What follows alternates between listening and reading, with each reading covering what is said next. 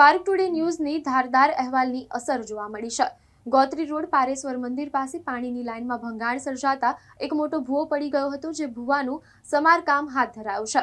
Gotri road પર આવેલ પારેશ્વર મંદિર પાસે પાણીની મુખ્ય લાઇનમાં ભંગાણ સર્જાયું હતું, જે ભંગાણના કારણે એક મોટો ભૂવો પડી ગયો હતો। આ ઘટનાને પગલે સ્થાનિક રહીશોને ભારે હાલાકીનો સામનો કરવો પડ્યો હતો અને સાથે જ પાણી પુરવઠામાં પણ વિક્ષેપ પડ્યો હતો।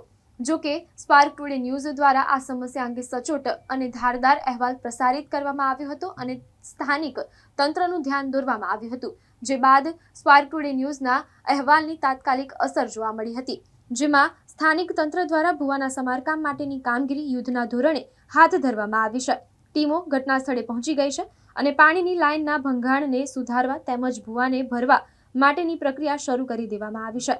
આ સમારકામથી વિસ્તારના રહીશોને પાણી પુરવઠો પૂર્વવત મળશે અને માર્ગ પરની અવરજવર પણ સુગમ બનશે।